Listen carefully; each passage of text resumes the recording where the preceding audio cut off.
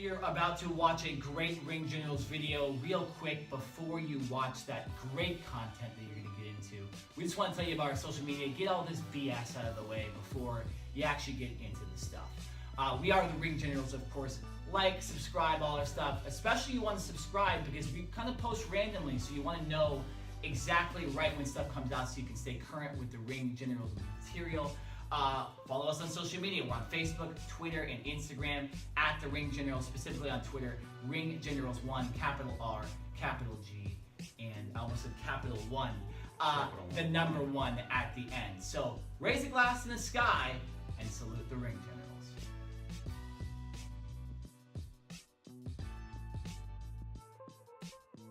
Welcome, everybody, to the Ring Generals podcast. My name is Nick Nenad. Alongside me is Easy Eric. It's cooking. And, of course, the RKJ man. Let's talk that talk, y'all. Hypocritical Nick.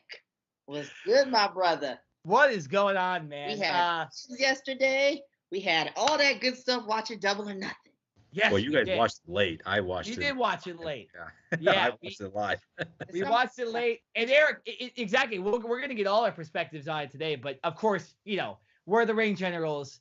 The biggest thing this weekend was Double or Nothing. The reason we're doing this podcast here on a Tuesday, or at least we're releasing it Wednesday, is because RKJ and I weren't able to actually watch it until Monday, which was the hardest thing ever to do. It was so difficult. Yeah. Because I literally could not check any of my social media or even our social media. So I want to give thanks and credit to Eric for handling all of the social media this weekend, doing it all himself. But tough weekend that ended up with a bang because I think it's not to be on Instagram for me. Yeah. It's difficult not to be on Instagram for me. Do you know how hard it was for me not to tell you guys how like happy I was, but then like I want to tell you guys, but then. No, I can't do this. I can't do it to you guys. Eric, I tried to ask. I was like, look, without spoiling it, how good was it? Without spoiling it. He was like, don't answer that. I would have given you like I would have given you some sort of like an emoji, like something like exactly to give you like hints, but yeah, Eric's smart. He wouldn't have given away because even if he said, the reason I said don't do that, and this is so insider podcast, I don't even know we're talking about this. I said, because even if he says it was great, then my expectations are going to be like through the roof, and I probably would have been a little bit disappointed. Yeah, I didn't want to give you guys I didn't want to give you guys like if it was going to be great or bad. I wanted you guys each to experience it on your own because I know you guys wouldn't give different perspectives about this pay-per-view. I have my own, and you guys have your own, and so let's get to it. You know? Yeah, and here's the thing. I mean, if you're a wrestling fan and you've watched wrestling for a while and you watched the WWE and you heard about this, if you didn't enjoy this pay-per-view, well, you're probably not really a wrestling fan. A wrestling fan, bro. Yeah, because we're all going to sit here. We're not going to be like, oh, we thought it was great. You know, this is it. Nah, this pay-per-view was unbelievable. It was one of the best pay-per-views I've seen in a while, and it rivaled a WrestleMania type of pay-per-view. So we're not going to sit here and go through every single match and do all that stuff. We're just going to go and we're going to say some of our favorite moments and what we think were really, really good ideas. And then maybe jump into some stuff that we didn't like that they need to improve and stuff like that. So where do we actually want to start, guys? Because this was a crazy event that really was unprecedented since 2001, to be honest. I want to ask you guys a question because I've been thinking about this for the past 24 hours now since I saw Cody Rhodes destroy the throne of Triple H with the sledgehammer at Double or Nothing on Saturday night. What do you think about these shots that AEW is starting to take at the WWE slowly but surely? They had it this weekend. Mentions with Bayley, mentions of the 24/7 title. And then the big one, obviously, was Cody Rhodes saying attitude killer on his belt and then destroying Triple H's throne with his sledgehammer. Yeah. So what do you guys think about this? Do you think it's a bad idea for AEW to start doing this? Are you okay with this happening right now? Or do you think maybe they should get on TNT and start, doing better with the ratings and whatnot, maybe getting more revenue, and then we can start throwing shots? Because at first they said, all of them were very adamant, hey, look, we're not at war with the WWE, but from what I saw on Saturday night, it looks like there's some type of war that's getting ready to start. Mm-hmm. Man, oh man, how you put it that way. I think the way how they're doing it, how Cody's doing it is, well, the shots are going to come eventually. We're going to see a lot of that stuff on TNT in October. So, it's much more better to do it early. But, how Cody's doing it, I think it's smart. And I think he did it at the right time because a lot of people were going to be tuning in to this pay-per-view anyway. So he knew that not just fans, returning wrestling fans, and the fans who said, hey, I'm tired of WWE, I wanted something new. And this also goes for the WWE wrestling community and the wrestlers from WWE, because I've seen a lot of tweets from the WWE wrestlers tweeting about this, and they all had eyes on him. Matt Hardy, Trinity Fatu, as we know her as Naomi. We've also seen the New Day. I think it might have been Xavier Woods and Biggie Langston. Yeah, and I'm pretty sure Kofi, the champion, a lot of them all had eyes on this one. So I think it was better to do it on a pay-per-view, and I'm pretty sure they're going to do more shots of WWE at the next upcoming pay-per-views for AEW. But I'm excited because I don't think that should be the highlight of it. I think the highlight should be the matches itself, because the shots are like icing on the cake. The event itself, I think that's what matters to me. That's all fun and games with the whole shots and everything, but we're gonna see more of that. I actually wanted to see what these guys can provide in the ring, if these guys can thrive or not. So that's what I was impressed about Double or Nothing. Yeah, no, Eric, you kind of put that perfectly. You literally stole all the words out of my mouth with that one. The one thing I'm going to disagree with you on about is I actually don't think they're going to continue with the shots, and I don't think it's a good idea to continue with the shots, because then they become WCW, TNA, Eric Bischoff. If they're banking entirely on, hey, we're going to get these digs into WWE so Twitter can go crazy, then, like you're saying, Eric, it takes away from the unbelievable Young Bucks, Lucha Brothers match, the unbelievable Chris Jericho, Kenny Omega match, the Cody Rhodes, Dustin Rhodes storytelling, all this stuff that went into this great pay-per-view. To be honest, you go on social media after, and there's a lot of people talking about, oh, Cody Rhodes took a sledgehammer and did the thing to the chair and all that stuff, and the announce crew was kind of taking little shots and snippets at WWE's the way they kind of do their wrestling the whole time, which I really didn't like, because I thought JR is a little above that, and WWE gave him like 20 years. What's up? Nick, did you like the announce team, by the way? Because I heard a lot of people complaining about the announce team. No, I think they're completely banking on JR. JR sounded the best he sounded in like years too, which is great. And obviously he's had a lot of personal problems outside the ring, which might have been due to that. But no, I think the other two guys are very monotone and boring. And you don't like Excalibur? I thought Excalibur was pretty good. But they're not better. Literally even Byron Saxton's better than those two, which is a crazy statement to say. But like Saxton at least has some personality. And I know they're going from kind of a sports angle, but literally if you watch an MLB game today, there's going to be more excitement in the announcers' like voices. It seemed like there was a thing like, let's just read this script. Let's get this over with. This is a big show, all that stuff. I think they might have been a little nervous, and I had never heard of these guys before this pay-per-view. And I think once JR got on, it was fine. They gelled well with JR, but the two by themselves, I was really, really waiting for JR just to get on that thing, because if there's someone you guys know the kind of, the stuff I've done in the past, and RKJ, man, you and I have literally broadcast a basketball game before. I've done it by myself. There's nothing I hate more than bad announcing. So that's my go-to. Like, I'm going to be a more critic of that than normal people, just because that's like my go-to.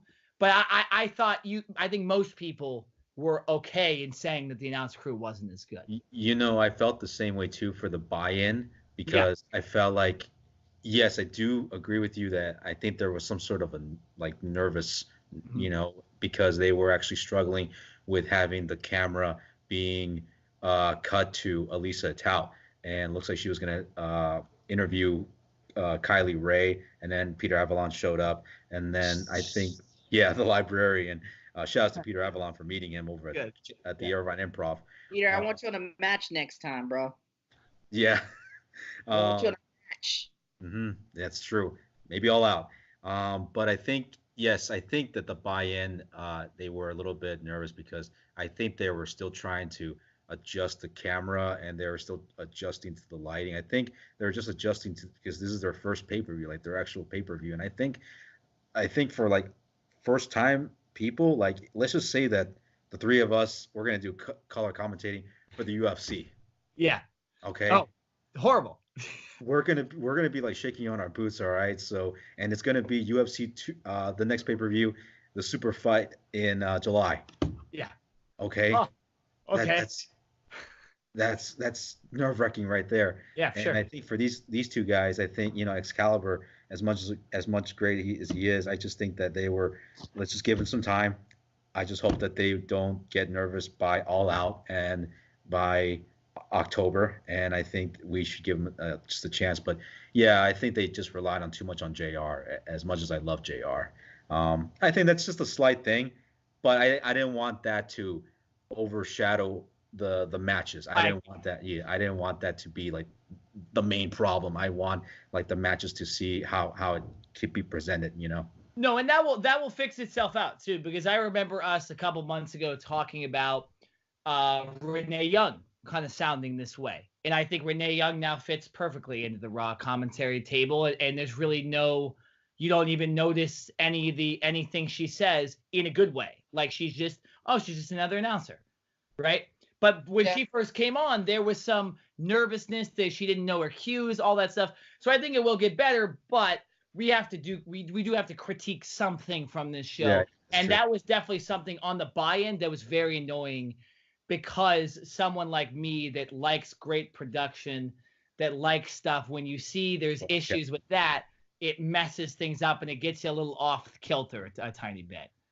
So we good, guys? Because I'm ready. I need to honestly say this, because you asked the question, man. We didn't. Yeah. Make sure it's answering your question. So, I mean, I don't want to come off as the type of person who's always going to be pro AEW and then anti WWE.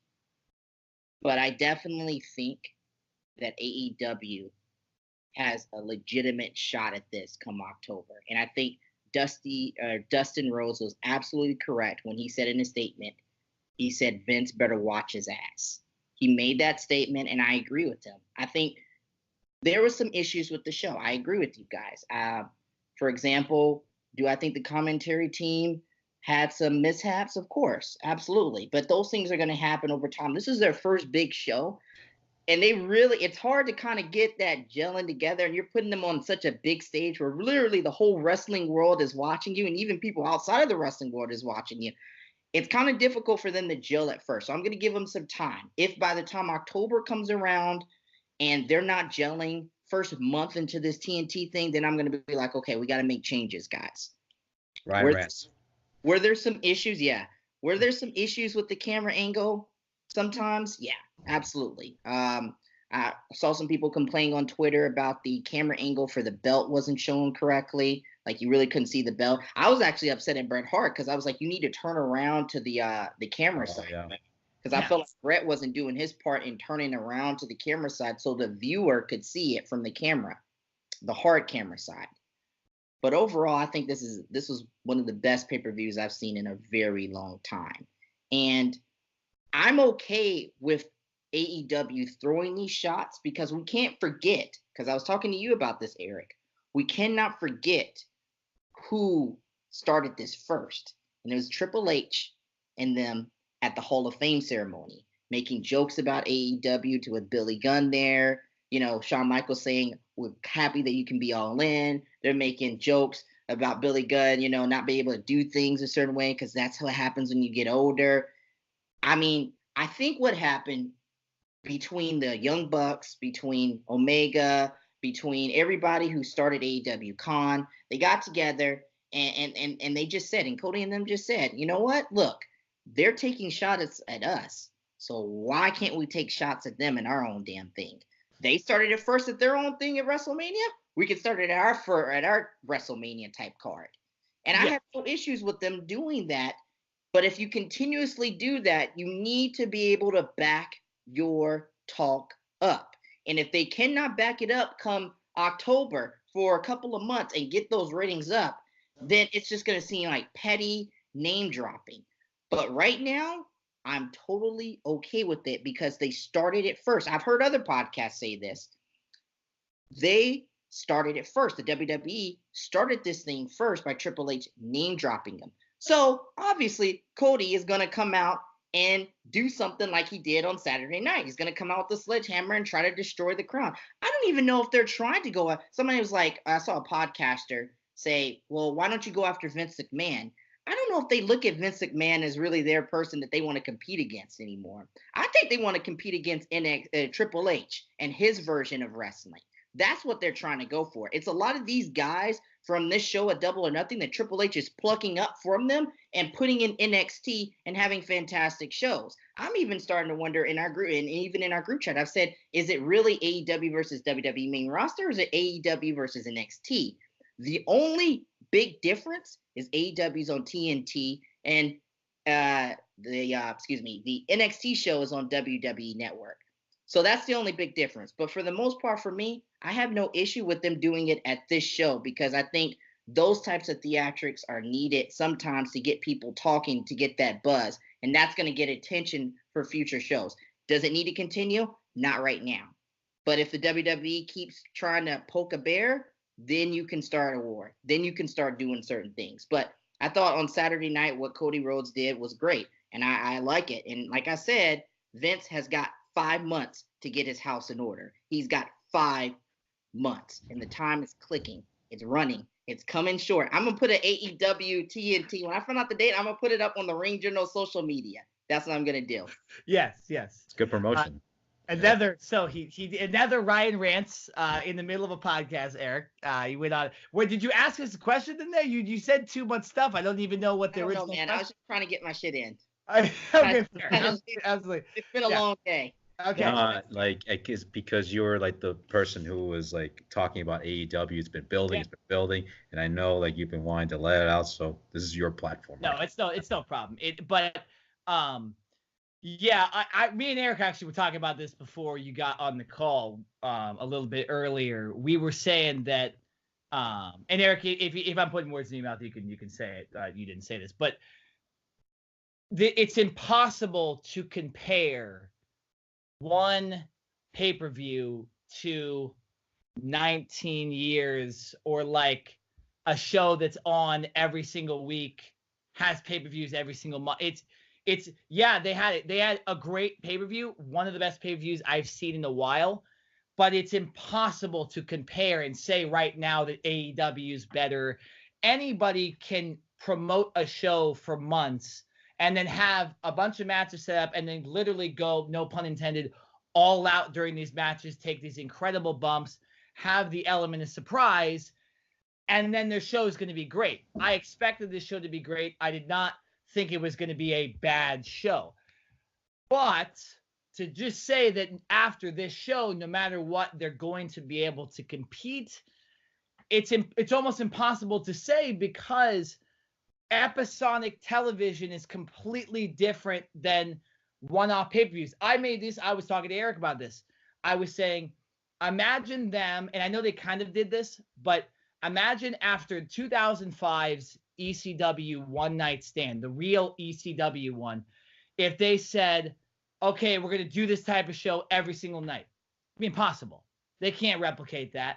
So that's what this AEW show was. It was the ECW One Night Stand. That's what it kind of most reminded me of, this one-off show, although we know it has a future in it. But so it's kind of impossible to compare right now, which is why I say wait till October, but it's the best possible start to a competition. I will say that. But to compare them, it's impossible. I actually like that person that commented on our Instagram the other day. I forget who it was that said that exact same thing. That's what they were saying. They were saying and he said that before the pay-per-view happened.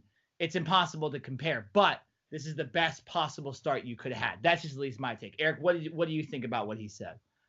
You know, at the end of the day, I did, and it's a good thing that you brought this up, RKJ man, because I did forget about the fact that who started this whole thing, and it was Triple H with his speech at the Hall of Fame, and it did to me. It kind of went more of an arrogant way, if you ask me, and it's kind of like, you know, a lot of people may not see that, but how I'm replaying that, and I'm like, okay, that looks more like an arrogant way, because you have a lot of people watching your Hall of Fame. A lot of eyes are being glued, and this was before Double or Nothing, and so obviously you're going to take shots at a company that hasn't even produced a pay-per-view, hasn't even had a weekly show, so it's easy to look down on somebody like that. But I think that with the overall, with a lot of people being involved in this, and seeing how many people involved at Starrcast 2, it just makes me wonder if a lot of people are, like, to me, I feel like they're putting a lot of faith in this company, because I have never seen so many people at this Starrcast. There's more people at Starrcast 2 more than Starrcast the first one. This one, the list was unbelievable. You know, everybody was there. And I know I want to make this. I've been waiting to make this kind of a comparison. There was an episode from Hey Arnold, and there was an episode where there was a party going on.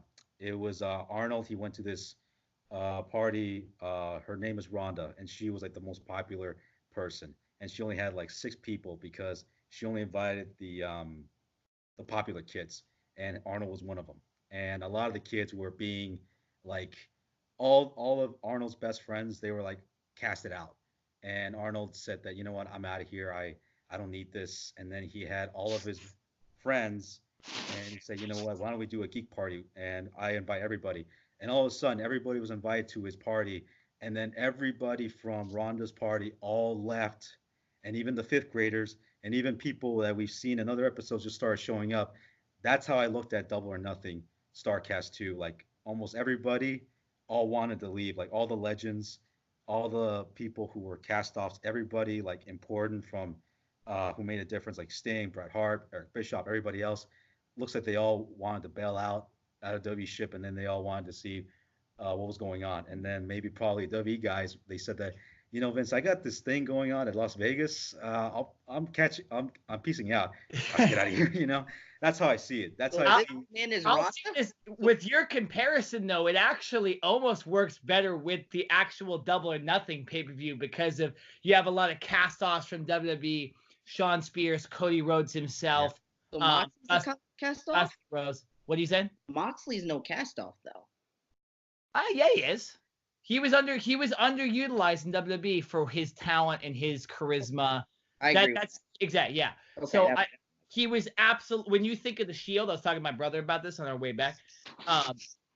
When you look at the Shield, Dean Ambrose always number 3, right? Always number 3, because Reigns has been anointed like the next John Cena, and Seth Rollins has been given great storylines and matches and stuff like that. So, but I think we both agree, so I don't need to go on with that. But I like your comparison for both Double or Nothing and Starrcast, because they're kind of the rebels, right? You do have the Billy Guns and stuff like that. They're in it, and Tommy Dreamer, and who's just trying to promote his TV show, and Chris Jericho, who just, you know, wanted another payday and didn't like the way WWE was using him creatively. So there is some elements of that too. I like that comparison. I'm amazed that you just remember that off the top of your head. I didn't watch Hey Arnold, so I wouldn't know. I didn't have cable back then. Well, it's just well, shout out to Kathy Campbell. She might remember that episode, but just how seeing everybody from, you know, seeing everybody at Starrcast 2 and seeing everybody involved in that that pay-per-view and that event, those three nights, that just made me wonder how many of these people are going to be fit in for the next Starrcast 3. You know, I just wonder how many people are going to be involved in that one, if they're going to be topping off Starrcast 2. And it just makes me wonder, like, everybody just wants to be a part of this. Like, everybody, like Mark Henry, Tony Schiavone, Like I said, Sting, Bischoff. I'm pretty sure Bruce Pritchard wanted to be a part of it. I think a lot of them. Works for the WWE. Yeah, I mean, I'm pretty sure he would have. Yeah, I'm pretty sure he would have loved to be a part of it, but of course, he's obligated to be a part of to be WWE. But I just wanted to bring that comparison up because it's been like really like looking at that episode. There's been like some similarities to it, because the big party's over in Arnold's party. Like a lot of people want to be a part of it. Ronda's like she just casted everybody off. She didn't want to be a part of it, and then until her best friend just said, "You know what, Ronda, I'm out of here. I'm gonna go with Arnold's party." Let me ask you a question, Eric. Yeah. Did Ronda treat everybody bad and hate Arnold? She treated everybody bad, right? She was the rich.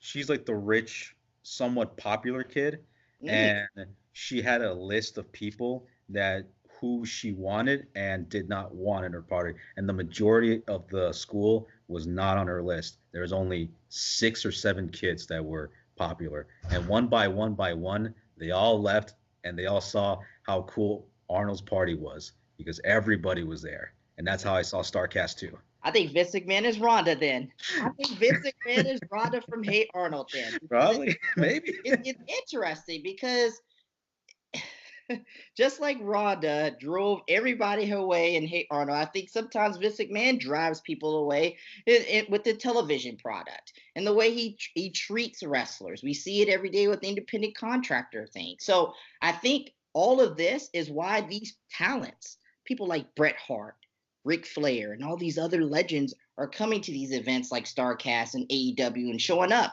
at these shows because, WWE has really been the only game in town for about 20 years now. So now there's a new company out there who can give them money, can give them a better platform, we can give them more opportunities. Why not try to test the waters and see what happens over there? I have no issues whatsoever with a legend who wants to go to AEW and try and see how it is over in AEW or go to Starrcast. I have no issue. More money for them. Good for them. Make your money. Yeah. Yeah. No, I like it.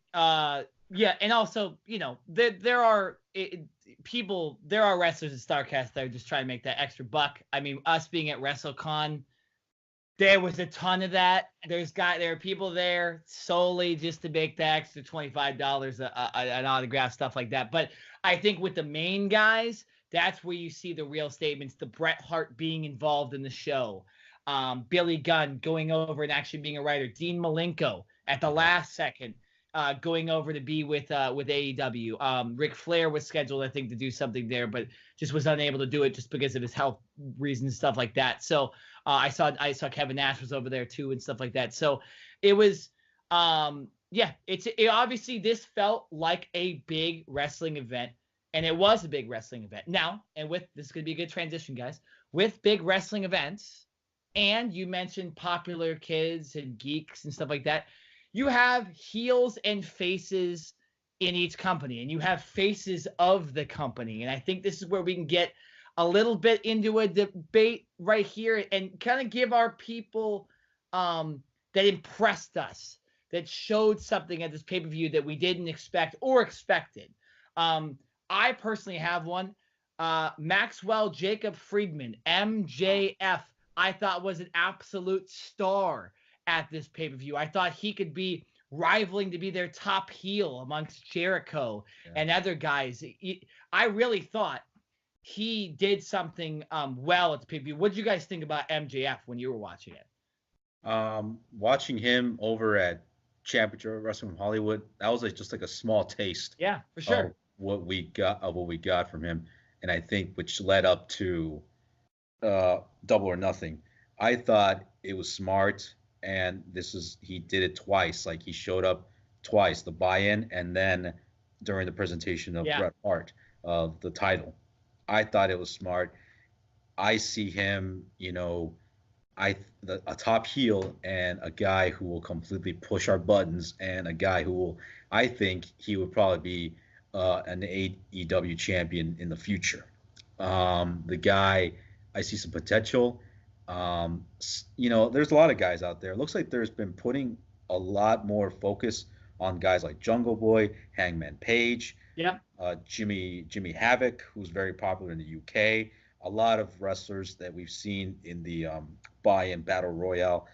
It's just I think just MJF. I think he just stands out to be a top heel. I don't see anybody else who becomes that heel other than just MJF. MJF, I think he's got a promise. There's a lot more promise into him to become a top heel in AEW in the future. Well, he's like true heel too, because I think Cody. I would argue that Cody or Jericho is top heel right now.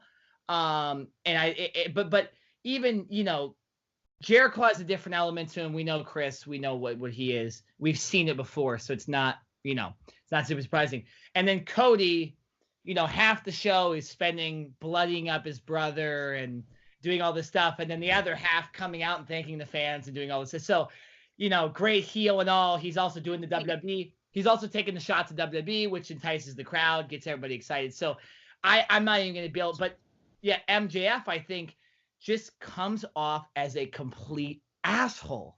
There's no other way to put it. He made fun of Bret Hart getting tackled in the ring. He constantly flipped off the crowd. He eliminated good superstars in the Battle Royal. He obviously interrupted the overall championship celebration, the championship unveiling, and did the heel stick and completely tore into the crowd and stuff like. So I agree with you, Eric. I think he's eventually going to be a champion, and that's like the most excited I get after this Double or Nothing pay-per-view is seeing these new guys and going, wow, that's a guy. Now, although we saw him at Championship Wrestling from Hollywood, I'm like, who is this guy? Like, how did I not know who this guy was before? And that's what I like about tuning into Double or Nothing and going to an independent show is you do see these guys that you don't know. And now I'm watching all MJF's videos all the time now. I'm seeing his interviews in the past. I'm like, I'm getting behind this guy. CCW. Exactly. Yeah. So I was excited about him. Was there anybody else that you guys thought really, really impressed you that wasn't like a Kenny Omega and a Young Bucks and stuff like, what I'm saying? Anybody else you guys could think of? You kind of mentioned them, Eric. Well, Eric, you kind of mentioned them. RKJ, man, who impressed you on this pay-per-view? I got one that I'm thinking about. Orange Cassidy, the dude who was like just throwing kicks at Tommy Dreamer and just didn't. Goodness, I loved that. That was the first time I've seen Orange Cassidy, and I didn't know what his gimmick was, and now I realize this dude's basically high. It's almost like he's high. I mean, he was the most chillest dude ever. Now, obviously, you cannot put a guy like Orange Cassidy in for the championship. He can't be a top level contender. No, absolutely. But one of your lower level title cards or one of your lower level titles, when it gets established, you can put Orange Cassidy there and he'll be a fan favorite, man. He's kind of like an Eric Young sort of guy, like in TNA when Eric Young did all the comedy. So I like Orange Cassidy. I think he's good, and I'm looking forward to seeing what he does. I've never really heard of him, so that's why that's also one thing I like about AEW. They gives us exposure to people that we've never really truly seen before.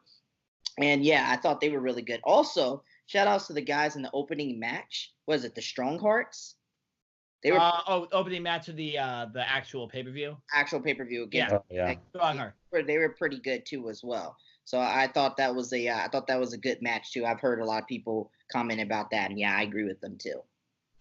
Yeah, I was actually impressed also with Scorpio Sky. My goodness, I did not know that man was that talented. I guess I'd seen him wrestle, but didn't notice that for some reason. But that man looked. I think he's going to be star in that company as well. Once obviously Daniels and Kazarian kind of, fall out of it, because I think is he a lot younger than them? I don't know what his age is, but I know, well, he is younger than them, but I do think he's in his mid-30s. So okay. If you want to push him, you got to push him now. He's like a Finn Balor going to the WWE. Like it's now or never with him. So I think he's got to. Yeah, I mean you could, but Cody, for example, is 33, so it's not like, that's still 10 years of wrestling that he could wrestle, and with the fact that he hasn't been on a WWE schedule where you're grinding it out and you're going to Saudi Arabia one week and then Ghana the next week and all this stuff, I think he has a lot more miles. I think that's why these guys come over to WWE and are so great in the beginning, and then all of a sudden they're like, oh, we didn't know it was like this. Like, we got to be on the road every single day. Like, we get it. But, like, we could kind of pick and choose our schedule when we're on the independent scene. You can't as much with WWE. So I do think that Scorpio Sky will benefit from the fact that AEW won't have that nutso schedule that WWE has as well. Eric, who impressed you, brother? You know, the Lucha Bros, of course, they never fail. Unbelievable, those guys. Unbelievable. They impressed my dad. They impressed my brother, my mom, everybody, you know, in the living room. And by the way, if you check out the Instagram page on the stories, you're probably going to be seeing, you know, hearing my folks, you know, talking in the background. Yeah, during that match, you know, the Lucha Bros are basically, you know, they're awesome. They just showcase. I think they brought the best out of the Young Bucks, if anything. And the Young Bucks brought the best out of Fenix and Pentagon. Although I did hear that Pentagon got injured in that match. No. Hopefully he gets speedy recovery from that one. The tag team matches impressed me. Britt Baker impressed me the most. That's what I was thinking. Britt Baker. Good call on that one. Smiley Kylie, even though she has like this, you know, motivational gimmick, but I like it. It shows that she can go. You know, even though I Nick, get it, Nick. They're just setting up the heel turn, brother. I know. Yeah, Eric, Ryan and I were talking about this when we were on the when we were watching it together. We were saying that she's got this like that weird smile on her face, like she's just gonna snap. Yeah. Right. Yeah. And even her gimmick is that she's always the bridesmaid. She's always second best. Even at the weigh-ins, she got two people married.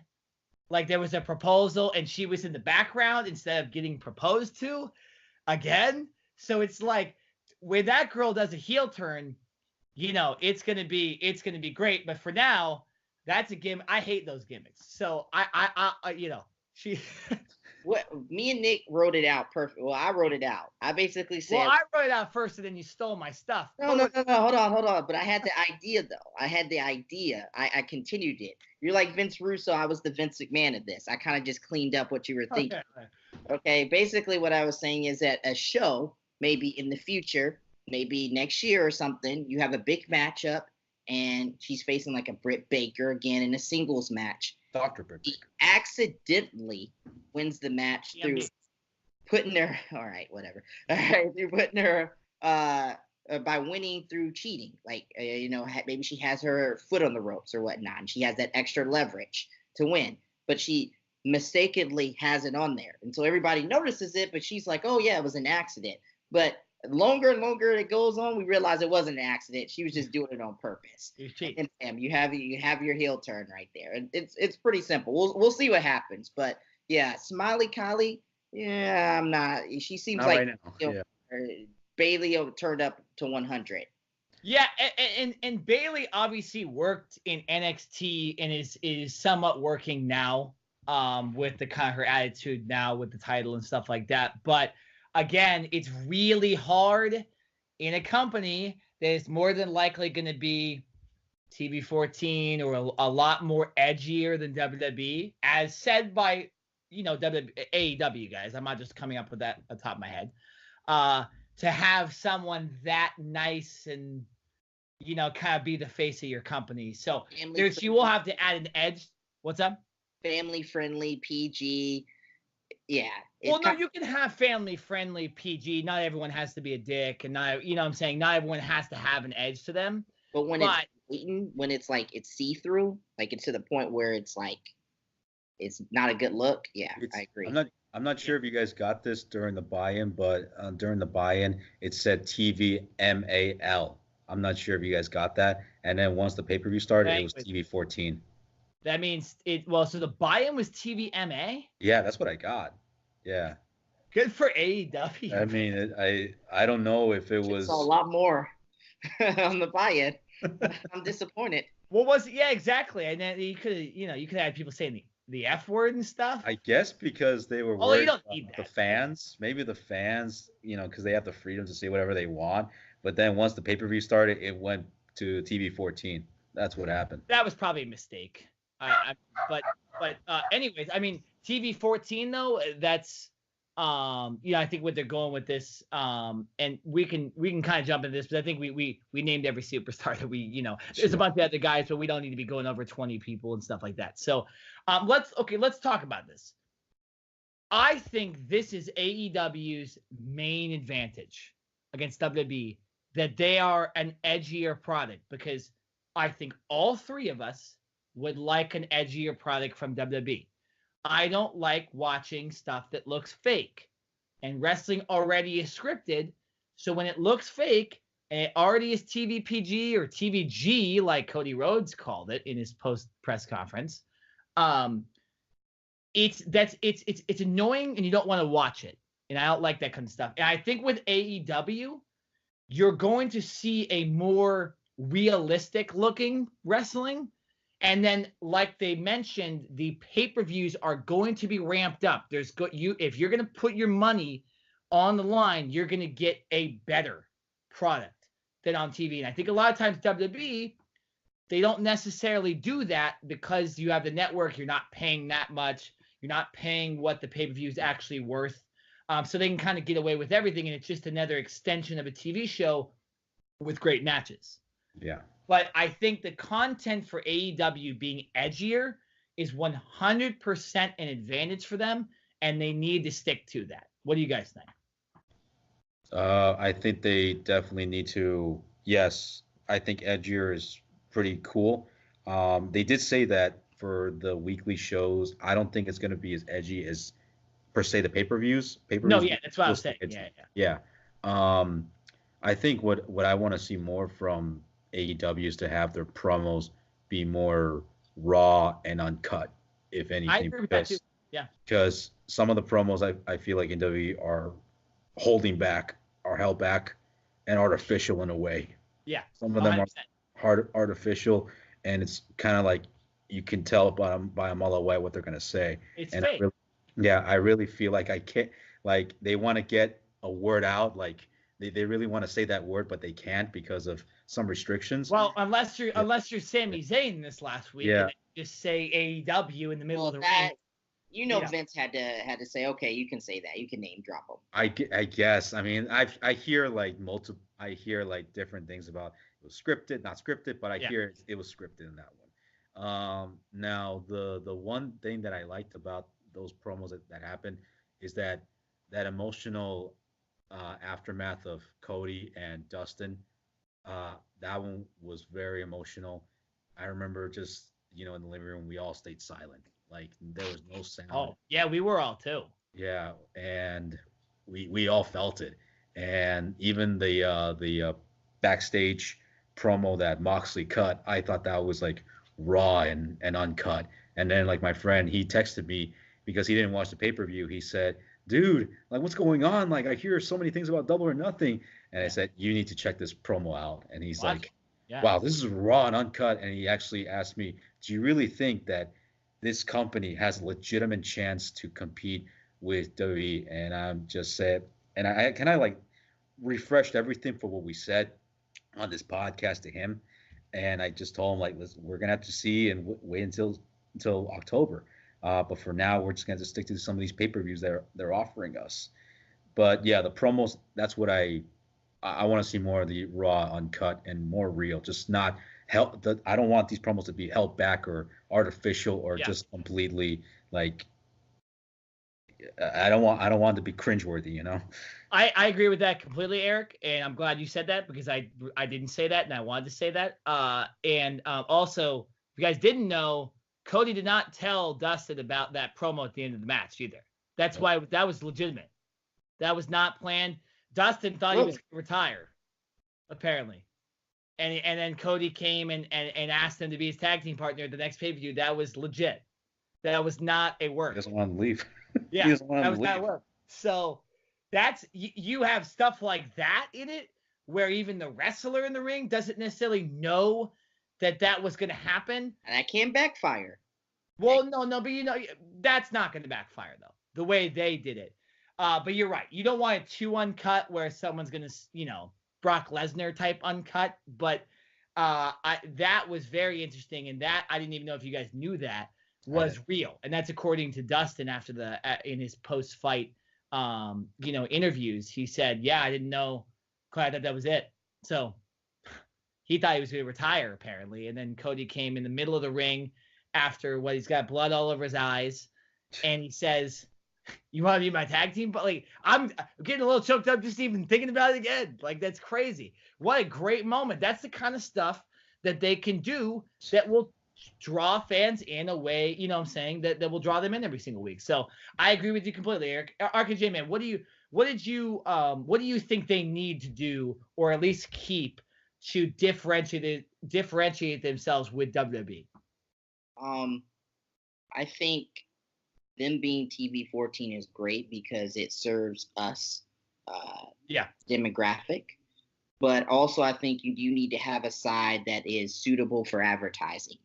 Because we can't forget that this is, the whole point of having a television product is to get that TV advertising. That way they can get the revenue. So there's times, if they pick and choose, there's times they can do it.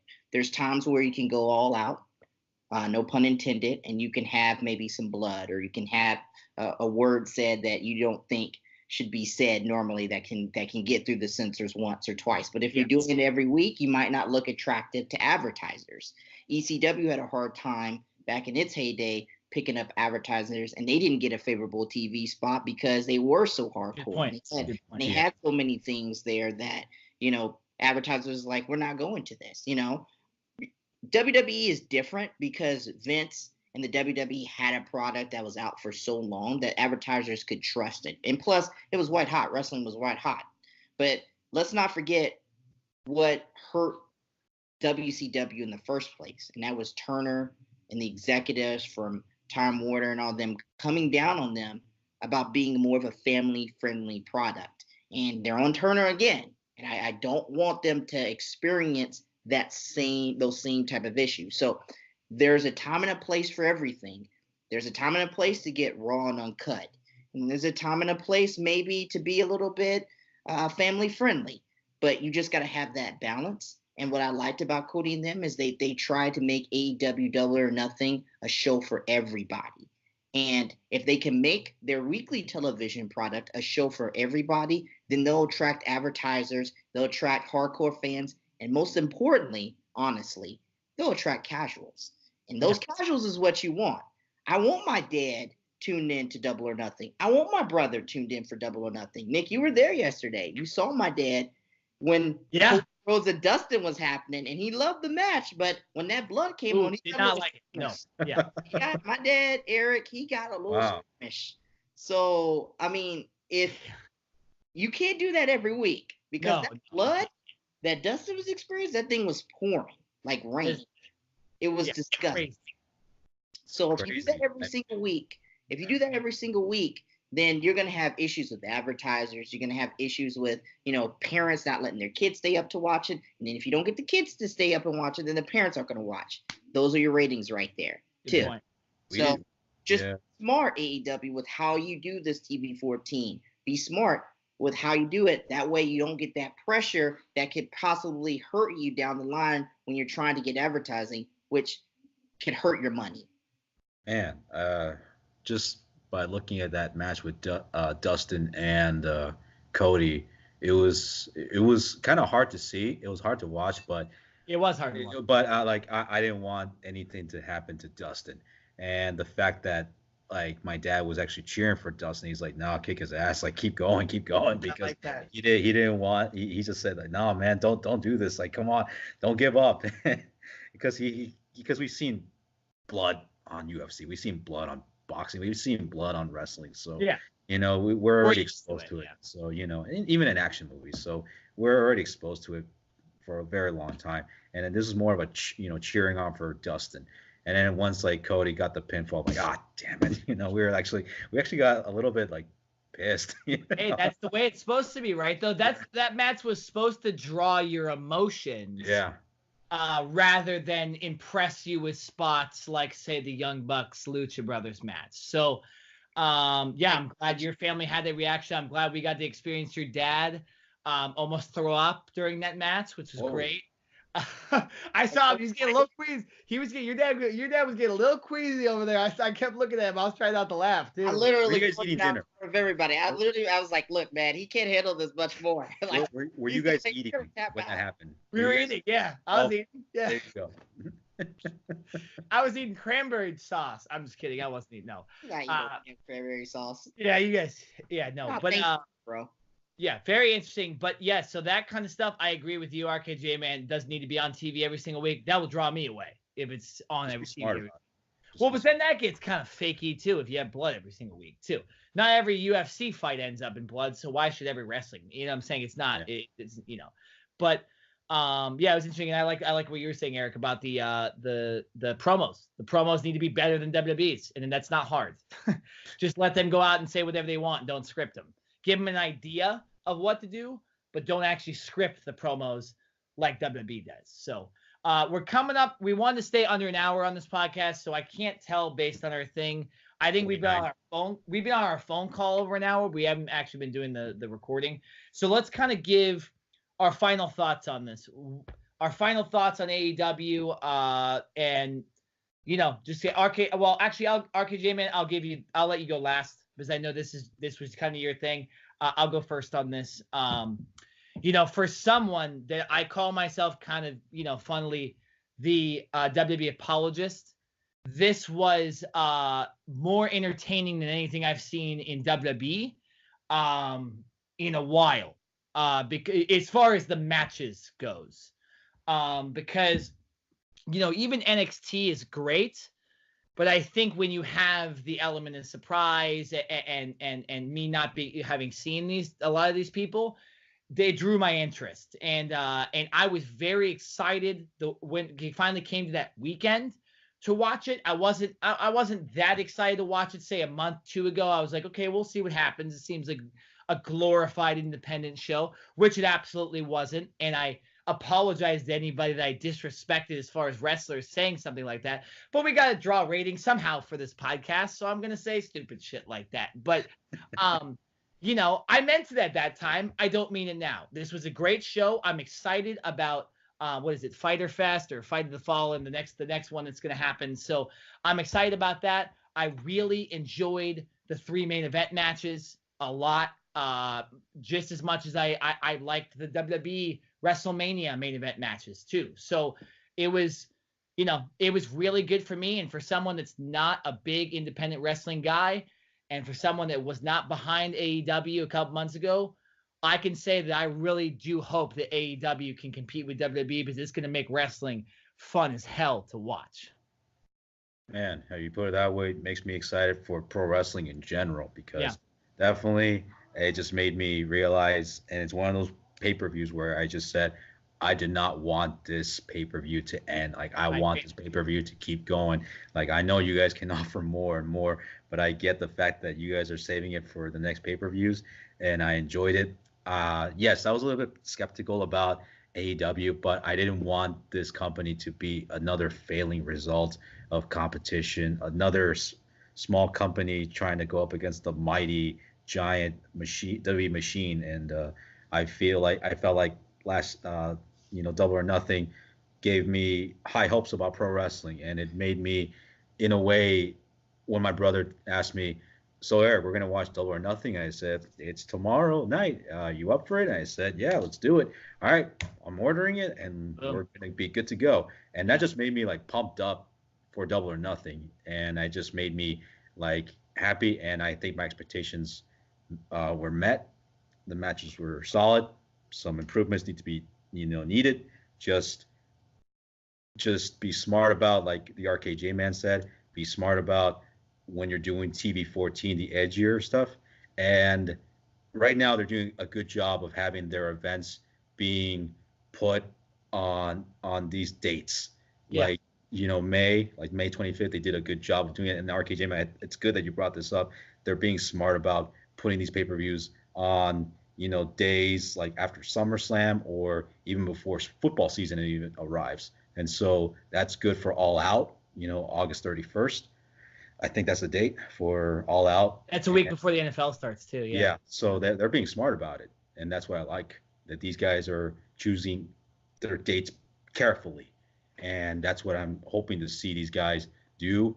And it makes me excited for the pay-per-views. And nonetheless, I want these guys to finally, I want these guys to really, be competition, like legit competition.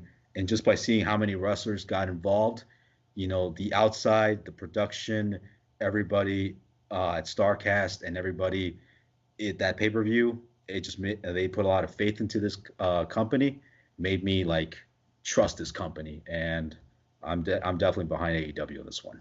Yeah, sure. I was so excited for Monday yesterday when we could watch it, just because I'm ready for Vince to actually get a kick up his ass, because for so long he's just been sitting there collecting money, getting these great television deals, and putting on the absolute worst product. And there's only a few times where he's motivated, but those few times when he's motivated, it seems like, is when somebody has got the gun to his brain, the gun to his company's brain. And I think AEW has the possibility to be legitimate competition. Now, there's obviously some things they need to do. There's some things that needs to be worked on. I'm not saying that this show was perfect, but I'm saying it was a damn good show. When I saw Moxley at the very end and it just faded to black, I agree with you, Eric. I did not want it to end. I wanted to see what was going on. And that's the perfect way you end a pay-per-view if you have a weekly show, because guess what? Next day, the next Tuesday or Wednesday, whenever the show comes on, we're tuned in to see Makes what we want more. Yeah. We want more. Yeah. If you're creating that, then AEW is going to get a lot of fans quick. I told you, Nick, and I'm saying this to you, Eric. Apparently Meltzer's saying how TNT and Turner are okay with possibly 400 to 500,000 viewers. If AEW can establish a storyline for these wrestlers and get us connected to these wrestlers and introduce us before they get on television, they can get more than that. And if they can continue with the promos that they had yesterday or on Saturday night, they can continuously build their audience. It's not going to happen overnight. There's a process.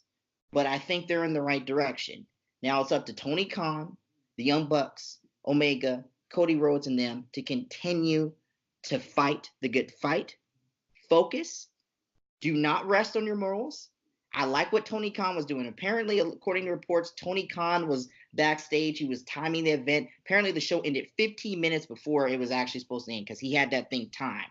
So he was doing a great job. He was high-fiving the wrestlers, being that leader. If wrestlers can sense that, then they're going to be excited. And that's going to make even these WWE guys want to come over to AEW if they know that that's the type of environment that they're getting. But Cody and them, do not forget who you're fighting against. Do not forget why you established this company in the first place, because there's a company out there called the WWE that was underserving its audience, and you wanted to give them that. So I think it's great. I'm excited for the future. I'm loving the fact Moxley's there. Do I think CM Punk is showing up at All Out in the Sears Center? Time will tell. But I think if you keep having these shows like that and you keep getting this buzz, eventually CM Punk is going to be like, well, I might have to try this AEW thing. So I'm excited for the future. I'm looking forward to it. And I agree with Dustin. Vince better watch his ass. Yeah, that when Moxley showed up at the end of the show, that was the loudest reaction I've ever heard from a crowd. Right time, right place. I think it rivaled that when Stone Cold came out that one time. Zabroni? What's that? The Zabroni episode when Stone Cold he came out and it was when Foley won the title. And Stone Cold's music hitting. Go back, watch that. Yeah, that's the loudest pop. It might have been your great sound system, RKJ man, that caused it, but that was one of the loudest reactions. And that just shows how excited people were. And even how well they did on the show, because I totally forgot that there could be a surprise by the end of it. I didn't even care. I didn't need that surprise. I was good with the Jericho Omega stuff, and I was like, okay, great pay-per-view. And then Moxley comes out and is like, oh, let me AA this dude off the stage just to add to it, because why not, right? And I agree with you, Eric. Why end the show? No, it just makes me want more. Tony, give us those extra 15 minutes, man. We want that. At least give us 14. You can end the show at least a minute early, just like Lynn. That's fair. Look, man, And shout outs to Omega, man. You would think a guy like Omega would be like, you know what? This is the first big show of the company. I need to go win this title. But he lost. He lost to Chris Jericho. He sold an injury. You know, and I was telling you this, Nick. I was saying this as we were walking your car. I was like, you know, it's funny because a lot of guys are probably going to get criticized on the show because of the false finishes and whatnot. And that's another thing. I think they need to work on that. You can't always have false finishers for every match. But, you know, and the guy who kind of started it was the guy who kind of rectified it on Saturday night by falling to an elbow, a Judas effect. And he fell to it. And he was selling it for 10 minutes, Nick. Yeah. He was selling it for 10 minutes, like you said. Like, I don't want to take it, but he was selling it for 10 minutes until, John Moxley came out. He was on the ground the whole time. It is great. That was just great pro wrestling. Every one of those matches had an element of the different style of pro wrestling, which was great. Again, another reason why they can't do that every single week. It's impossible to do that every single week. You have to differentiate it, and some stuff has to be the same. But I don't want to get into another conversation because we need to end the podcast. But overall, I think we all enjoyed AEW's Double or Nothing. We all loved it. We all thought it was great. And we're excited to see what's next and see WWE's response to this the next month or 2 or 3 or 4 when we still keep getting shows. So I'm very excited. But RKJ, man, I will let you take it away. Oh, Eric, you want to say one more thing? You guys are aware of the tornadoes, right? Yes. In Ohio. Apparently, the Hara Arena was destroyed. Numerous events like Heat Wave 98, Great American Bash 95, and Ring of Honor Rising Above 2012 pay-per-view.